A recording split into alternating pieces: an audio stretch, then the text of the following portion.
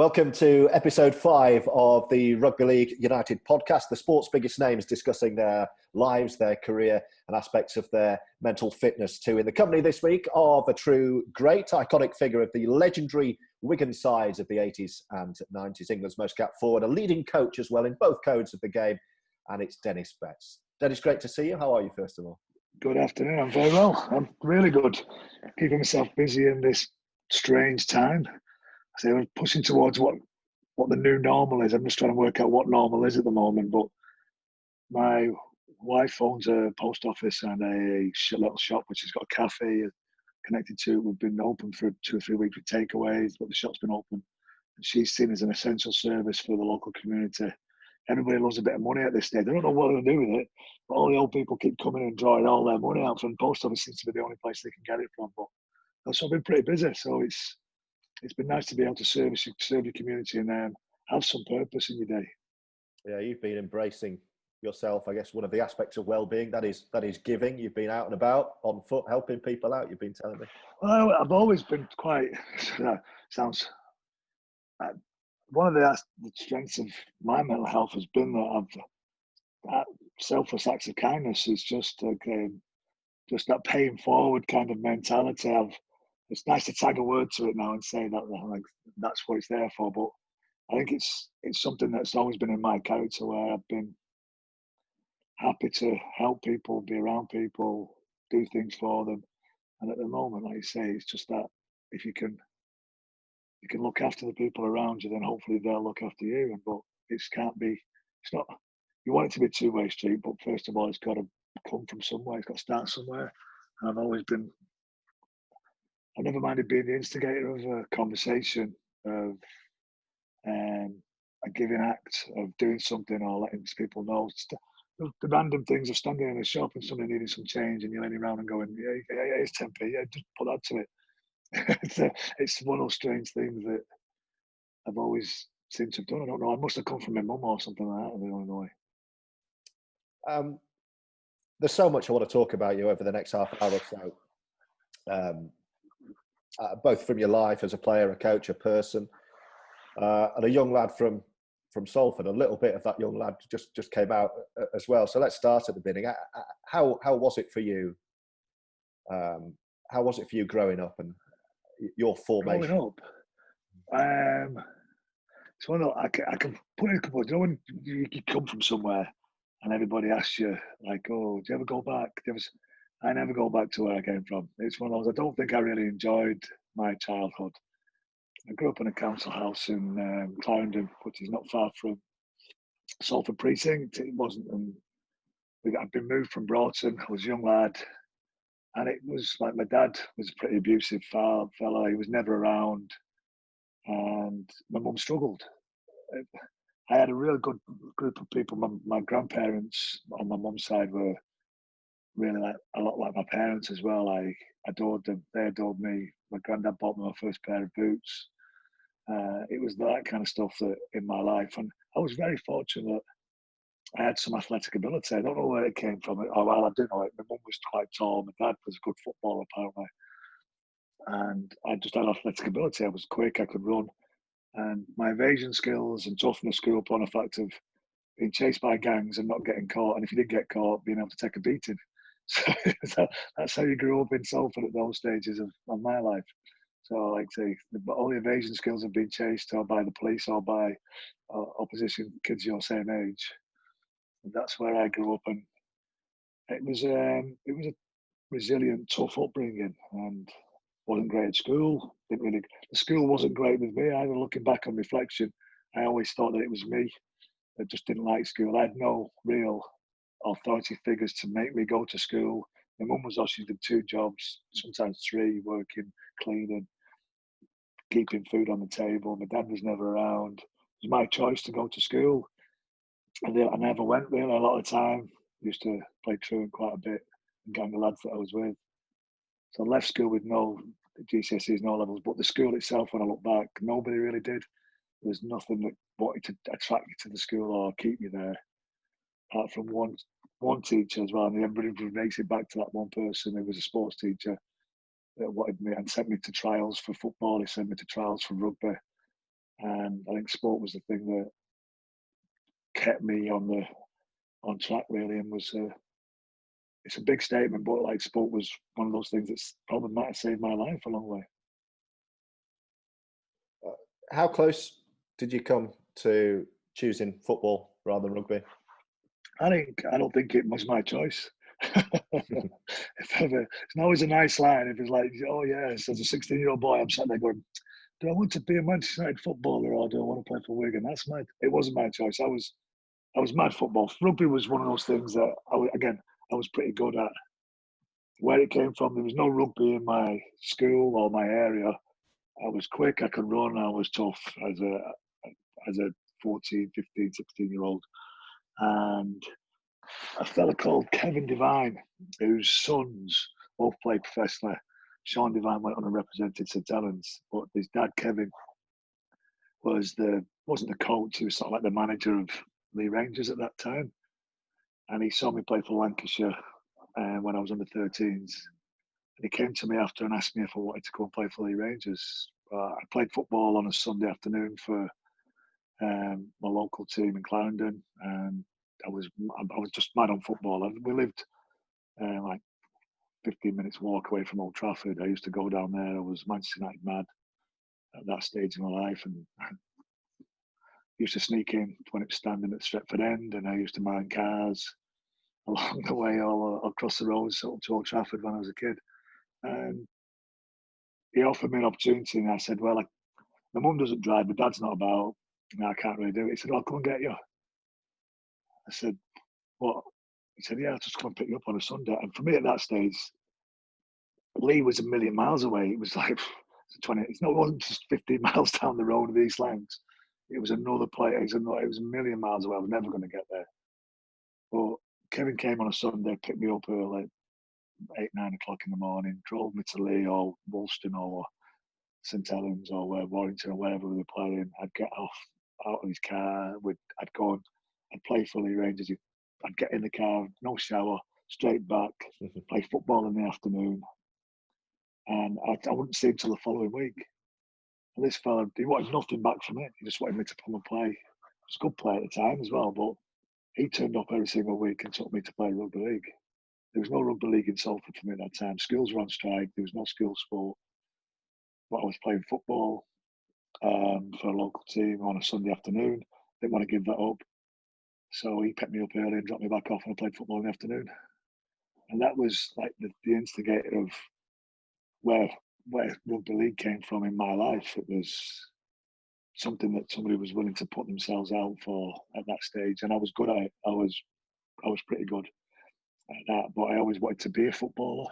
That was where I'd always seen myself. And I came through and I played for the Northwest, and I played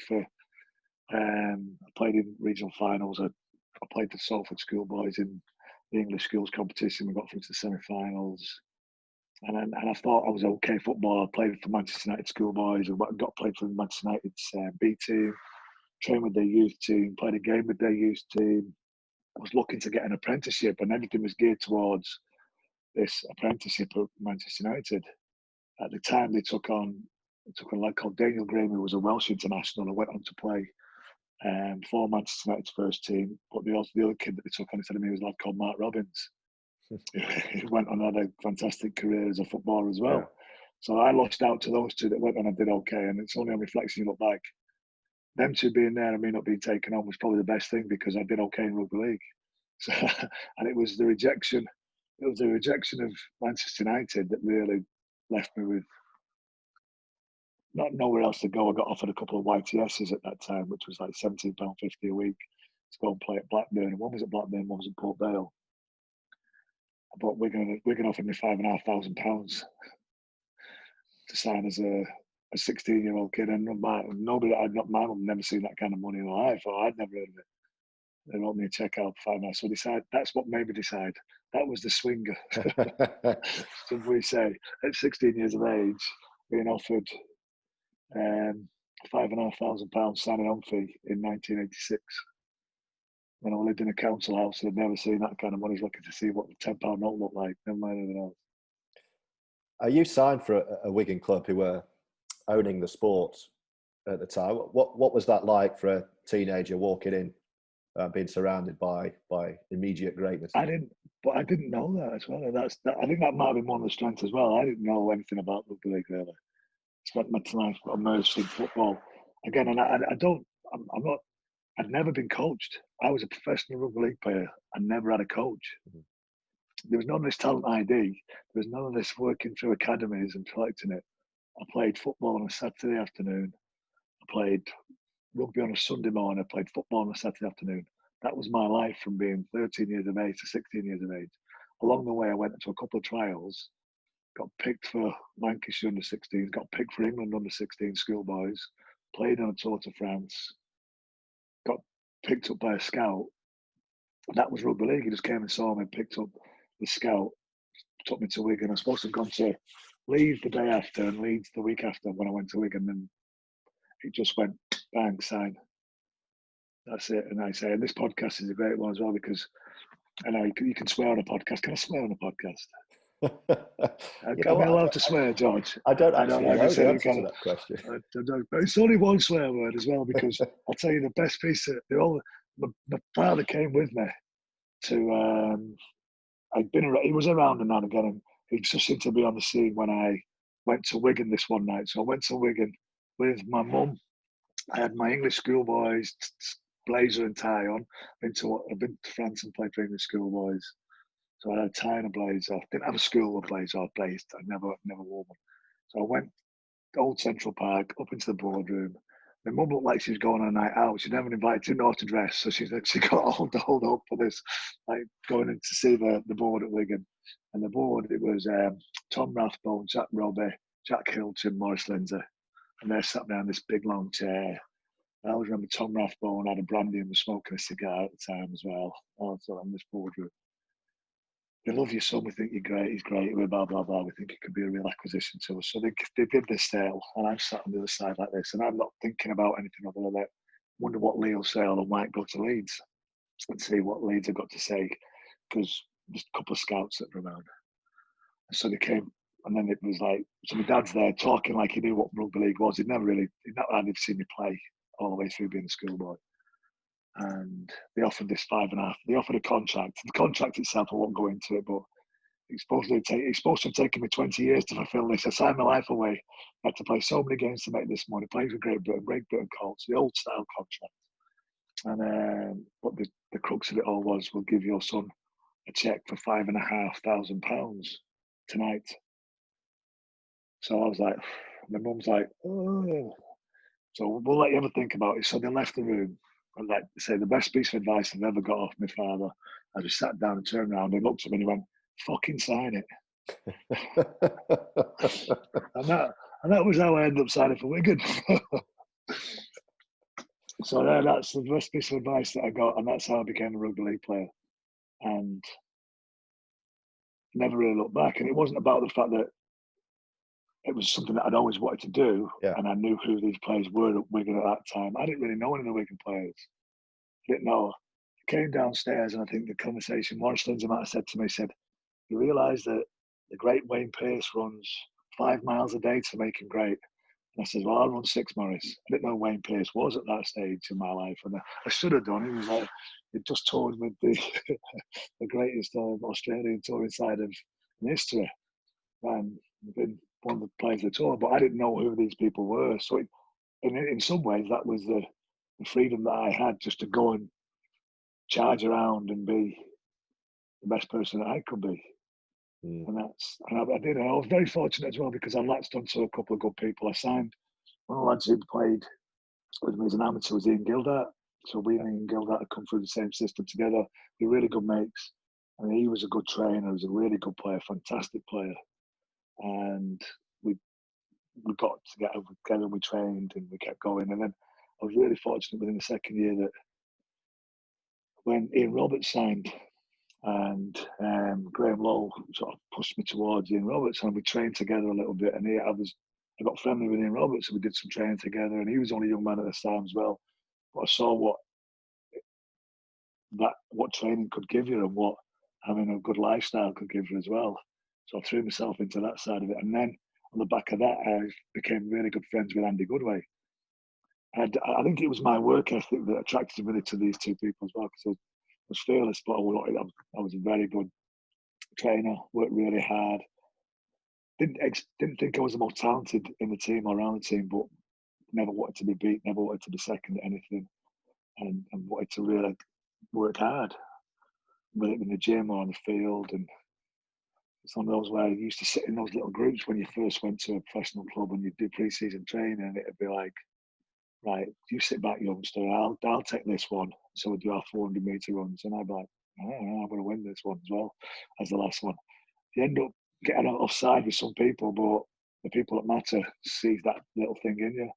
And I was fortunate the coaches saw that, and in Graham Law at the time, John Money later on when he came, but more the fact that it was Andy Goodway as well. Andy Goodway had this reputation for being standoffish and a little bit arrogant and aggressive, but he wasn't never like that with me. Full of advice. There was no shortcuts in him. There was loads of hard work. It was all about your attitude, all about your application. Sometimes a little bit too aggressive, but that was what carried his reputation on. But I found the man himself, and he's still one of my best friends now, to be somebody that was a guiding light for a 16, 17-year-old kid that didn't really know what to do with his life or didn't know how to be a professional sportsman. Yeah. On a recent episode of this Rugby League United podcast, Rhys Lynn spoke of being that 17-year-old breaking in at Hull FC and talked about the crippling self-doubt that he felt, but because it was such a macho dressing room surrounded by Lee Radford and all the big guys, he felt he couldn't show any weakness. He couldn't tell anyone how he was feeling, and he said he didn't want to give the coach any reason not to select him. Now I'm guessing, and I guess I'm judging, but going back even earlier into your era, that would have been even more the case, wouldn't it? Oh yeah, it was survival of the fittest. It was that, and that for some degree, that's what sport has hurt itself with as well, because it was built on this like live and die kind of mentality when it shouldn't have been like that. And it's not like that really. There are always people around that, but without naming names, like that Wigan dressing room was brutal.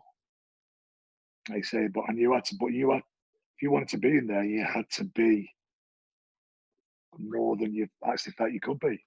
You couldn't show any weakness. You couldn't, any chink in the armour could be, you could be infected pretty quickly by some pretty ruthless tongued people. So you had to be able to stand up for yourself and be resilient to not just name calling, but lots of other areas of your life that got opened up quite easily. And again, this is one of those fortunate things about me, because I always used to, because I wasn't from Wigan, I didn't live in Wigan at the time, I had to leave. And my early stages of my career was spent on a bus, on a train. And that's one of those things that showed that my attitude towards wanting what I wanted as well. And there's lots of analogies out there and lots of stuff that carries it. But I had to I went to college and I had to effectively get on a bus before 4 o'clock. So finishing college at 3:30, be on a bus on number 26 on the East Lancs Road, the A58 to the top end of where Salford University is now. The bus left at 4:10. If I wasn't on that bus, I didn't get into Wigan bus station in time to run down to Central Park to be on time for training. And I was given no leeway for being late or not turning up. You had to be there, because everybody else who had mums and dads that were taking them or lived close by, they all wanted what I wanted. Yeah. And nobody was going to give them, they wasn't going to let me have it just because I had it a little bit tougher. So I had to get there. But on the other side of it, I wasn't in that bubble of being around that teammates all the time. And so I came in, did my job, made sure I did it well, worked hard. I had a street kid mentality. I was pretty tough. I think that's one of those kind of things. I don't mean tough as being a fighter. I just had and I don't know where it came from. And you can talk about resilience and mental toughness and how you build it. It was just something that I always felt that was part of me. And I can't remember not having it ever, from being 11 years of age, when I have some recollection of playing sport and being around sport and being at school or playing playing internationals at the back of a football internationals against a wall with 6 or 7 older lads, or playing edgy at the back of the house against in the street. There's always been that little bit of mental and competitive edge to what I had. I don't know where it came from. It's not that I had any heroes. I didn't have any posters on my wall. I was a Manchester United fan, but I wasn't the Manchester United fan that had stickers or posters or collected name cards. I just had something in me there that was, and it held me in good stead. Because the first year when I played for Wigan at 16, I made my debut when I was 16. And in 17, I think it was 16, 17, in an early round of Lancashire Cup or the John Play Trophy or whatever it was. And then Ian Gildart and myself were working together and working who was going to take the first step forward. And I got injured. And Ian went on and ended up playing and being in that World Club Challenge team. He was on the bench. He never didn't make the field. But he also went to Wembley that year in 1988. And me and him were very close. He went along as a squad member in 88. I went down on the bus and watched the game and joined them and left earlier than everybody else that was involved in the first team squad.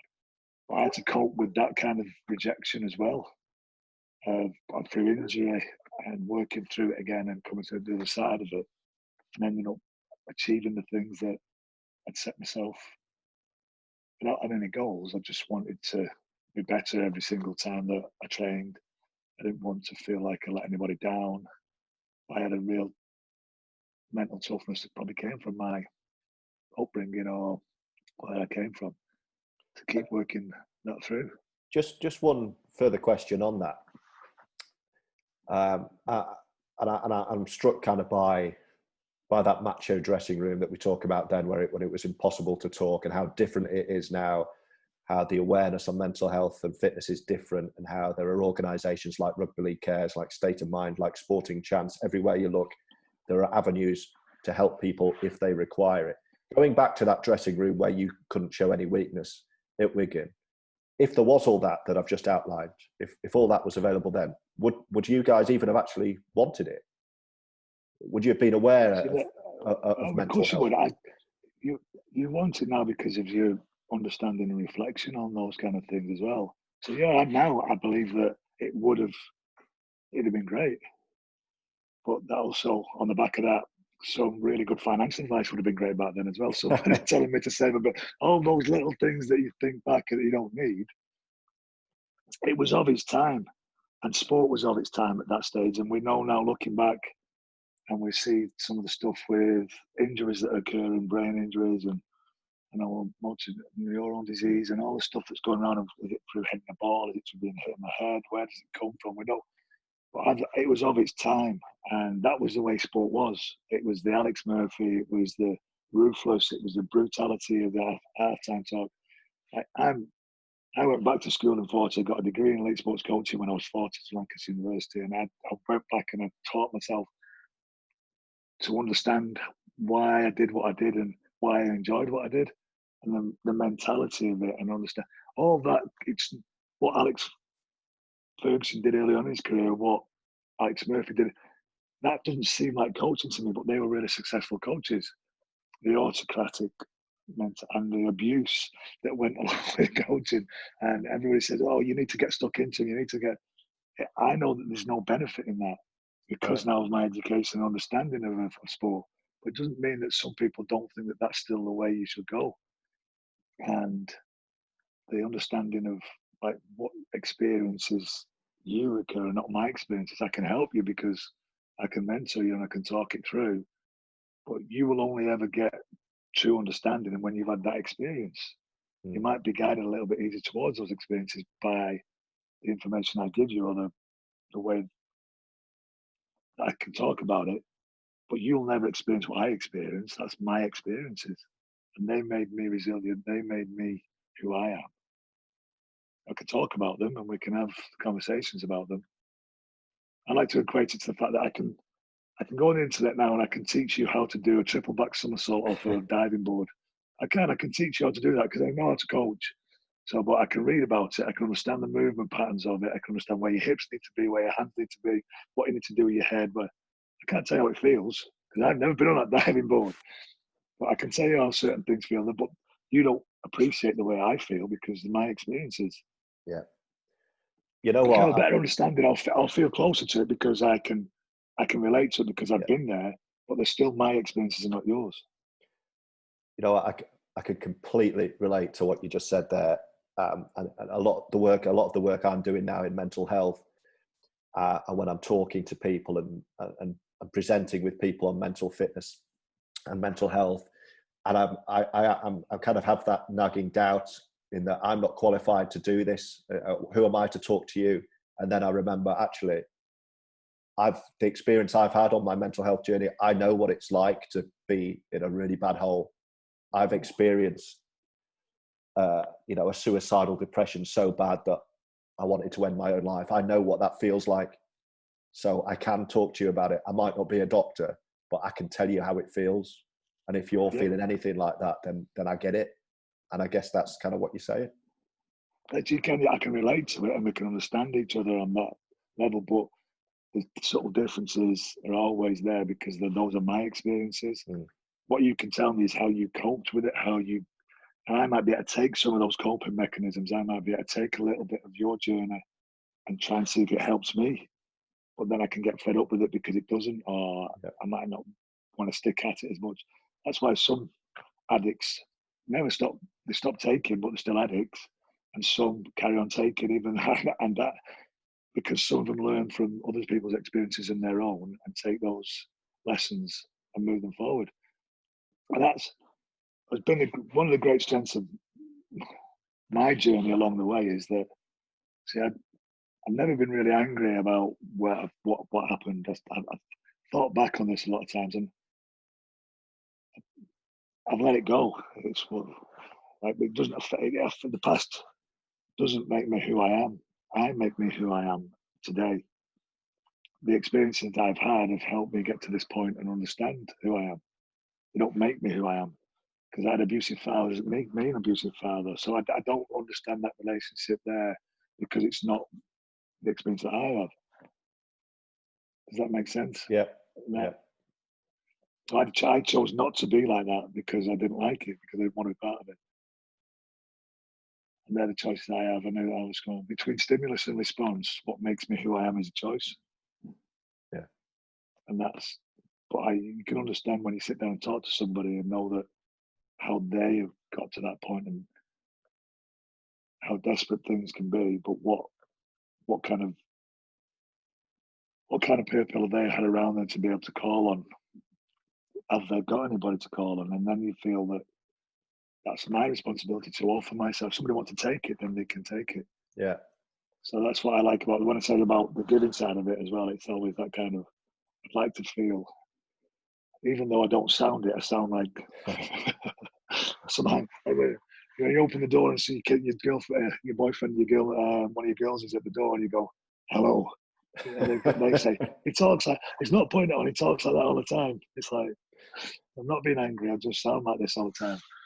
Offering yourself to people in a genuine way, people can sense it and understand it. And I think that's one of the strengths that I've had, that I feel that I've cultivated friendships and people who have been around me and know that I'm pretty trustworthy, and that I'd like to think that anybody can call on me for anything. And that's part of the last 4 or 5 years on the edge of my coaching and working through the coaching system, and what I've done is that I can relate back to a lot of people, and hopefully they can understand that I'm there not to just talk to them about rugby, but I'm there to help them if they need anything along the way.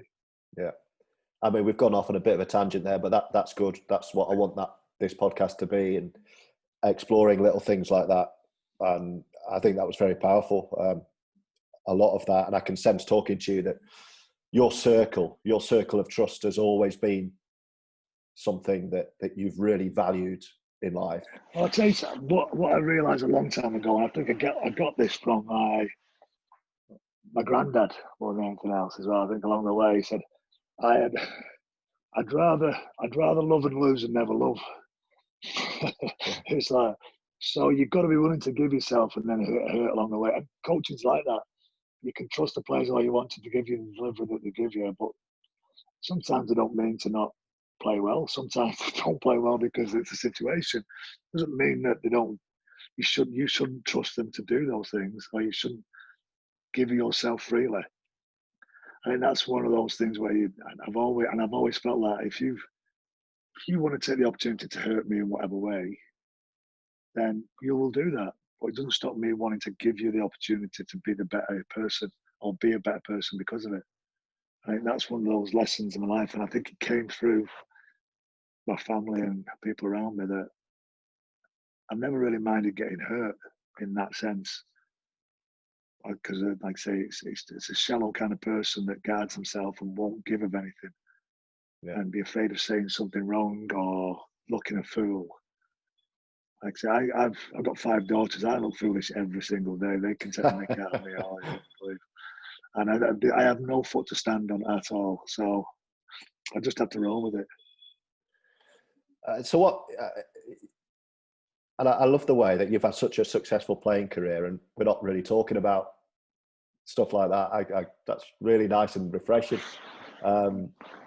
You've mentioned. I don't want to talk. Well, I don't really want to talk about the.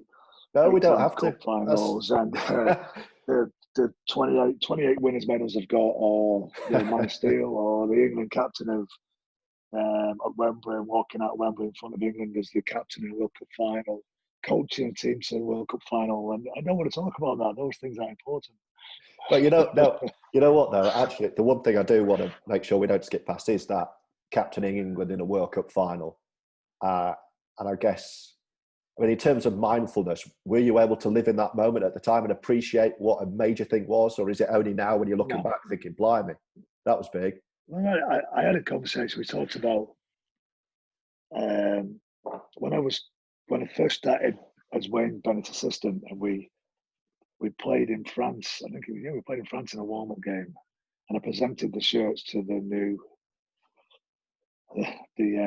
debutants that day, the first time they played for England and that kind of stuff. Luke Gale might have been one of those players, and a couple of that, I can't remember who were now. And I spoke about the fact that now the number and the heritage number and how long the game was, and people, and like 300 and 400 people over a couple of 100 years period of time, how massive that was to be a part of that group, and what it meant to my mother more than anything else. And it was more for her and those things like that along the way, and the appreciation of what I achieved. And looking back on my career, the highlight of my career was probably in Wembley's and Challenge Cup finals and Man of Steel, and playing the game and loving the game. But walking out in front of England in a World Cup final, at that moment I didn't realise what it was on reflection. And only 2 people have ever done that. I've walked out in front of England at Wembley in a World Cup final. One of them is Bobby Moore, and the other one is Denis Betts. Wow. And I spoke to this room, and not one of them knew that I'd even captained England in a World Cup final. They knew who I was. They knew I played for Great Britain, but they didn't know that. And do you know why that was? Because we lost. And that's how close your life. So when you want to drag up something that can mean, my life could have been completely different if England had won the World Cup final that day. And it was that. And I got the job by default, in a sense. I was vice captain to Sean Edwards, and Sean got ill during the World Cup, and I took over as captain. And we mulled our way through, and we got to the final. And it was, I regret the day, because I thought they played okay, but we didn't play well at all. I think most of the team just had, and we only lost by, I think it was a score anyway. But we didn't take our opportunity, and things could have looked so different for the game in this country had we been able to perform on that day. And I think that's the one regret about it. Doing it and being part of it for me will always hold something that I cherish, whether everybody else knows about it or not, or you can walk into a room and nobody really knows what you've done. Then it doesn't matter, because I stood at the front of that team and walked out at Wembley. And my mum was there, and she appreciated the fact of all those cold days stood on the side of football matches, smoking the cigarettes and not really watching the game. and being committed to showing some level of support to what I wanted to do. She was there, and that was important to me. But like I say, that highlight of those days, and when you're on reflection, it's a nice thing to talk about. And it's a nice thing to have a conversation like that. It's like, yeah, of course. nobody really knows that. And I can't remember who told me the trivial fact of a pub quiz that nobody ever gets right, because nobody knows who I did that. So it's a nice pub quiz question. You've given us a great insight into the type of person you are and the type of coach you are. I want to ask you one question about, you mentioned Wayne Bennett, working as number 2 to the England coach Wayne Bennett, who is a very unique type of individual and type of coach. I had the privilege of doing his first broadcast interview on English soil when he came over, and it was a great challenge because I knew what he was like. He hates the media. He doesn't like doing interviews, and I saw that as a great challenge. And I had half an hour with him, and after it, he shook my hand and said, "I really enjoyed that," and that was great. He doesn't hate the media. He doesn't hate the media. I don't think Wayne Bennett could hate anything. It's one of those kind of. He's a fantastic bloke. And on reflection today, it's like it was. I've been around him and knowing what he'd done and where he'd been, and just listening to little clips.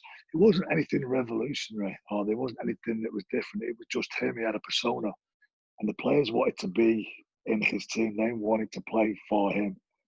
He made them feel special. He wanted them to be the best that they could be. And he carried himself. There was nothing extraordinary in the way he coached or what he did. He was an extraordinary man because of what he'd done and where he was. But there was nothing like no Svengali kind of application of some weird and magical skills that he had. He was just a fantastic bloke. And I don't think he disliked anybody.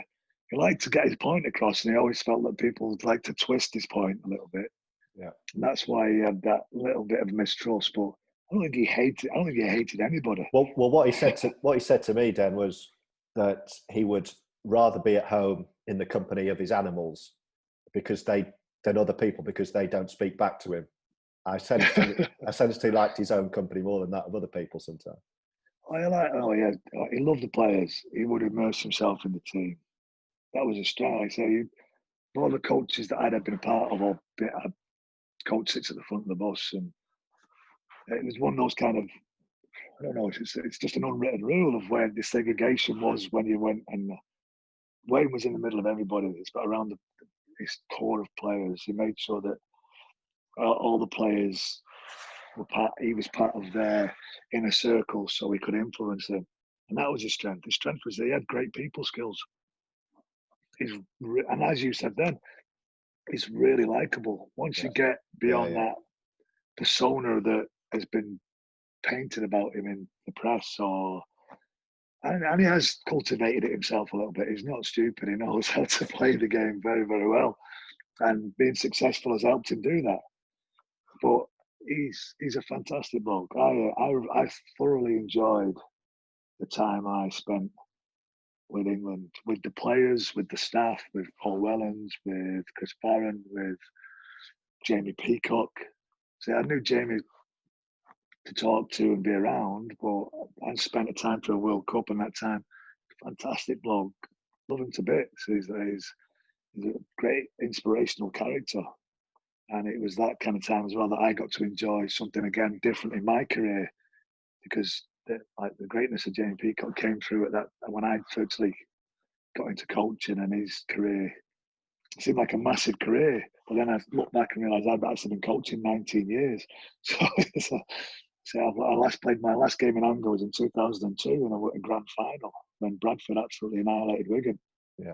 And so that was my last. So for all the great moments, there's been a couple along the way that the Challenge Cup. I said we won't talk about the rugby, but you can. In the cafe, in the cafe that we my wife runs. Well, it's ours. I have the building, the cafe that is ours, and I had time on my hands, so I've been helping out. We opened it to do takeaways, and somebody came in it's in Parble, not far from Wigan.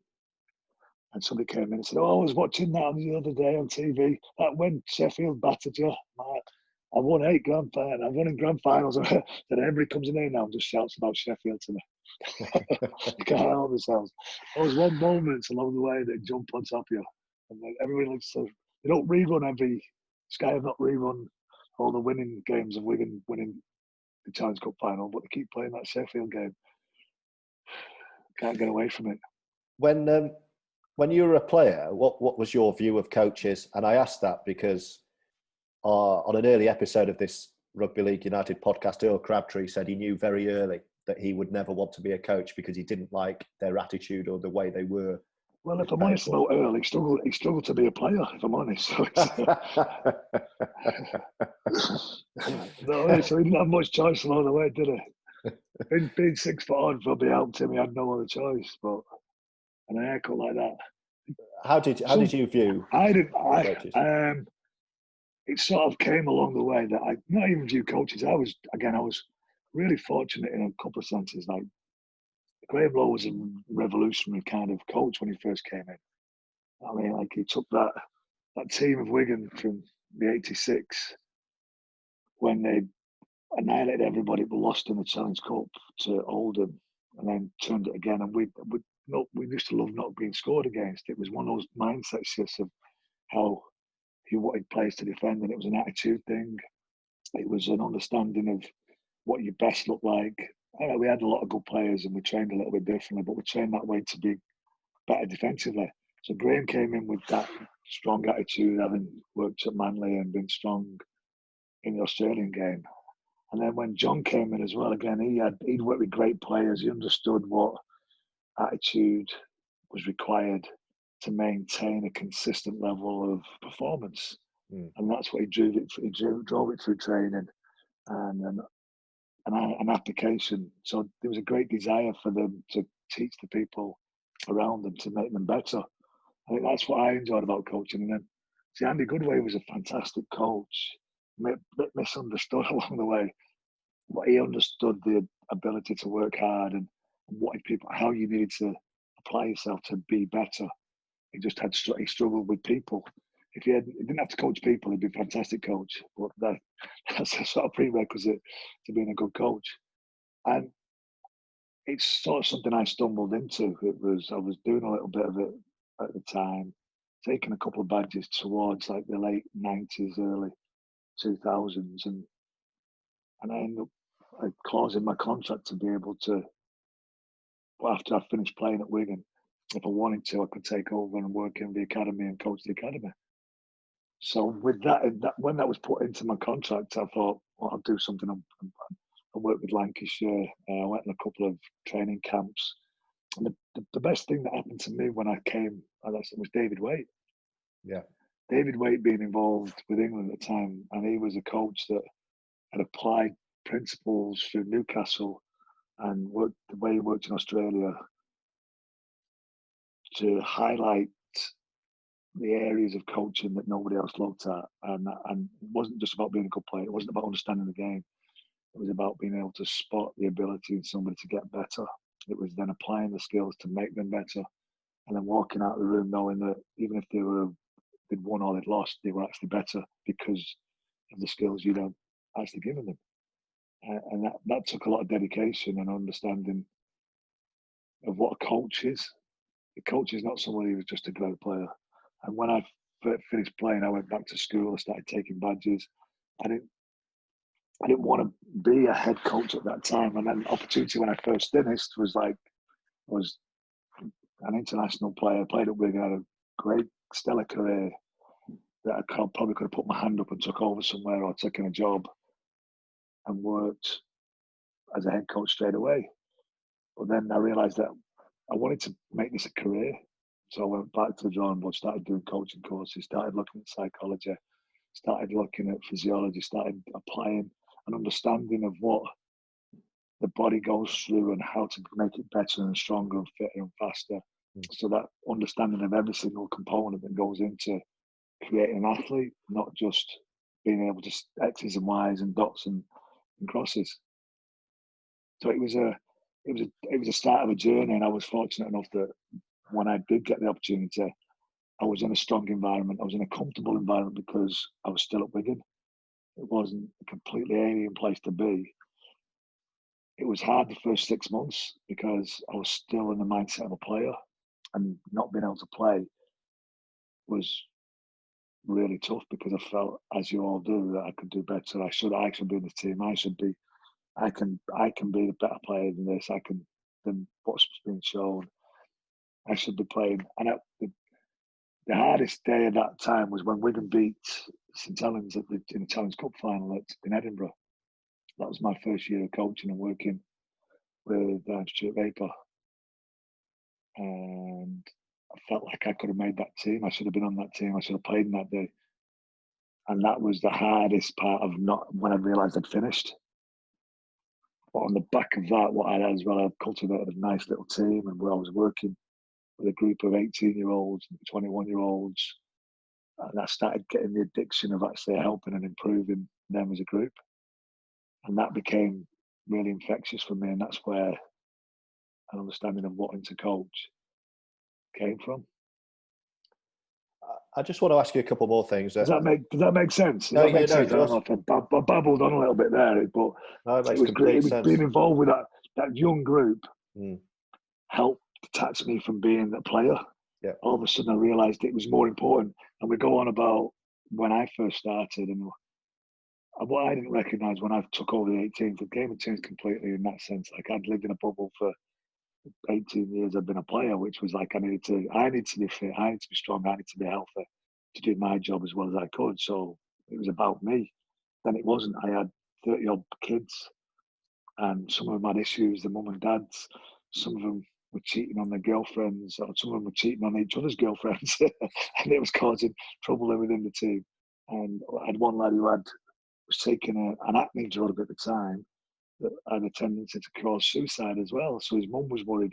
So I think I wasn't just a coach, I was actually a social worker. And it became how important a role my life had become to that group of people, because where they saw me within that point was somebody that they wanted to rely on, somebody that they wanted to trust, not just the kids themselves, but the parents. And that sort of made me take a step back and going, actually, I'm not teaching rugby here, I'm actually helping these kids become a little bit better at everything. And hopefully that is something I was able to do. Your time as coach of Widnes, I would imagine was similar in terms of having to look after player welfare, because that was a sustained period of financial uncertainty at a club that at times could have got out of business, and players would have been worried for their livelihoods and would have come to you for support. Yeah. Well, I was a fixer of broken toys for a long time. So anybody that got broken by another club, they always seem to end up at my club. So it was like putting people back together, giving them some belief, understanding that they can be better. And it took time, it took energy, it took a lot of effort. We didn't have a massive amount of staff. We had no resources. The hardest period of that was going from being, well, I'd say semi-pro, but it wasn't even that when I first got at Widnes. It was just very, very, I'd say amateurish again, but that was the slant on the amateur side. It was completely broken. And to put it back together, and in the midst of all that, try and take it into a full-time environment, try and do that while they were ripping the pitch up and putting a 4G pitch down for the first time, having no training venue whatsoever, nobody willing to sign for you, having a budget. Everybody else thought you had a budget of 1.6, 1.7 million pound, and spending just under 800,000 quid that first year. It was nearly half of what anybody else was spending or was anywhere near. So it was a tough initiation. But what I could see in that group and the group below them, and understanding the game, was that given a little bit of time, and what the licensing gave me an opportunity to bury myself away from all the criticism and all the belief that this team was Widnes and should be winning World Club Championships again. Was the fact that I could next year I could pick him up, I could bring him in, I could develop him. If we need to get better at certain things, and I need to take the scoreboard away from it, which most of the press didn't understand. I needed to break the game down into a way that we needed to look at foreign games. Defensively, we need to get better. We need to have less points scored against us. We need to score more points, which sounds really simple, but that doesn't mean you win. So we had a bit of a philosophy there, which was like winning while we were losing, which was what could we get out of this game to make us better when the scoreboard wasn't on our side.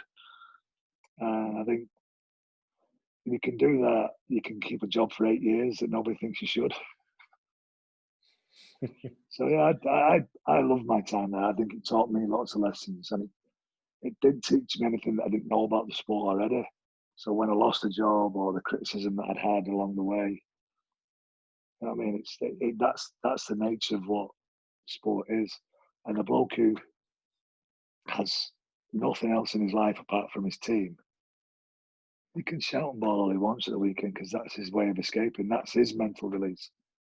If I'm the, it doesn't make me any less because I'm the point of his anger. Yeah, even though I didn't miss a tackle or drop a ball, I can be the point of his anger. Even though I haven't got any money to spend, I can be the point of his anger so that he thinks that I'm not spending any money.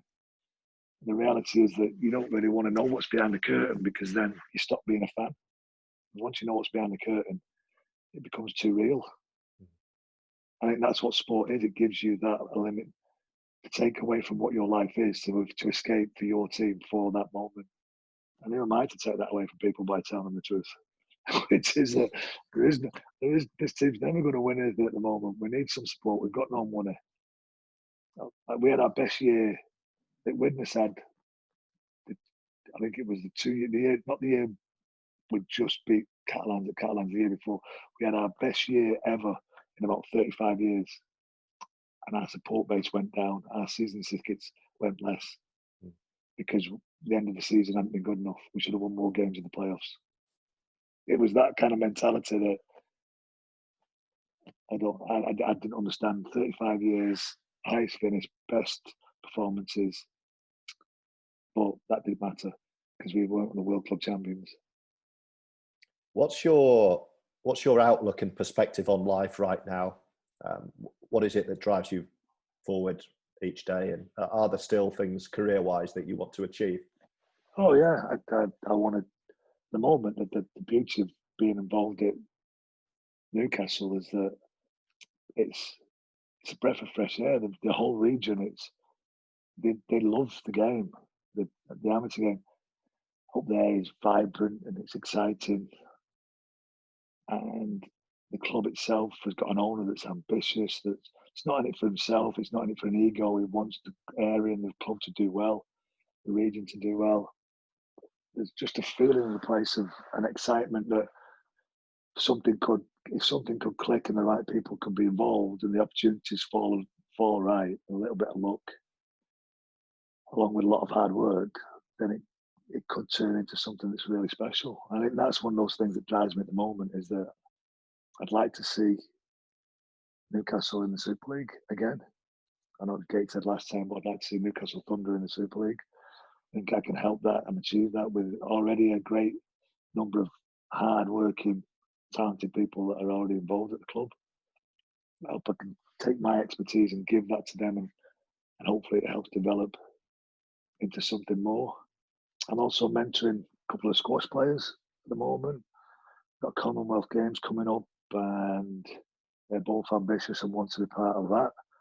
I'm working with a couple of squash coaches as well, and that from my understanding of resilience and application of coaching and spending time with them, talking through their experiences and putting mine forward and hoping that we can find a way for them to navigate their coaching careers and become better coaches. Doing a little bit of stuff in football with mentoring some heads of youth at a couple of lower division soccer teams, football teams. So listening to them and their start of their journey and then helping them out and understanding where I was at that point, what I think I should have done better, what I thought I did well, and just being a guide and a mentor to a number of people along the way, and just coaching as well. I love coaching. I love seeing people get better. I've got a fantastic family. I've got 5 daughters. I've got 2 granddaughters that are living. They live in Seattle at the moment. It's pretty hard and both a lockdown as well. But I'm hoping that we saw them last year. I was hoping to get over there again this year, and they came here last year. I was hoping to get over there and see them. He's still there. There you go. Yeah. And it was so. My eldest daughter, with my second marriage, has just moved to London. She's going a career down there, spending time around her, helping her develop her career in the industry that she loves. And there's lots of things. I mean, just like I said, 2-3 years ago, I bought a post office. It's a 350-year-old building. So spending time renovating that. I thought I'd have a job to go alongside it, which was coaching witness. Well, that sort of fell away, which threw me into this a little bit. I'm just having a bit of fun with that, really. But it's not. I've had my moment in the sun, so to speak, George. That's mean that kind of stuff, and I can appreciate that now on reflection. Like I say, 50-year-old bloke who sits back and feels really grateful for being involved with the players that I was involved with, being involved with the team that I was involved with. And like when you look back and you talk about the players that I had the honour to be around, your Andy Gregg, your Sean Edwards, your Andy Farrells, your Phil Clarks, your Dean Bells, your Joe Lydons, your Gene Miles, your Martin Fire, your Jason Robinsons, your Vika Chugamalas, your Greg Alexanders, your Stephen Kearneys. So I played in teams with those people that went on to be greats of the game, and internationally as well. Being involved with Darryl Powell and seeing him as a player as well, and how hard he worked. It was a great career, and I had my moment. What I'm most of now is trying to develop other people, see them get better, and that's the joy I get. If a team that I'm involved with can have some success, I think at the moment I'm hoping Simon Finnegan will stay with the team that I'm trying to develop, because he's a fantastic coach. I'd love to see him go on and coach in Super League. I think he has the ability, and with a few years more experience behind him, can go on and be a sensational Super League coach. So I'm looking forward to seeing how Simon Finnegan develops as well. Denis, I've absolutely loved talking to you. We're going to leave it there, but you've given us so much insight on so many things, and there's so many life lessons I myself can take away, and hopefully a lot of our listeners. So thank you for sparing your time. It's one of those strange things as well. It's one that, again, at the beginning of all this, I know you do it as well. I start, and it was something that I was doing anyway, but I saw Matthew Elliott on one of his podcast things, and stuff that he does, the former coach of Bradford Bulls, and he said about winning in the morning and how that helps him so much. And it was something that I had already done and I was already doing, but I think that's a great way to live your life. Think about winning the morning, and then the day can take care of itself. So how you get up, how you drink, how rehydrate yourself, and how you think first thing in the morning. Be thankful for what you are, for what you've got. Appreciate that you can fill your lungs with air, and then go and use the tool that you've been given, which is your body. So win the morning. I think that was something that I worked really hard at every single day. I have to take the dog for a walk, so that's one start of it. So you have to, but winning the day, winning the morning, get up, breathe, appreciate, and rehydrate. I think that's something that everybody can really use as one little tool. The great Denis Betts on the Rugby League United podcast. We'll be back with more next week.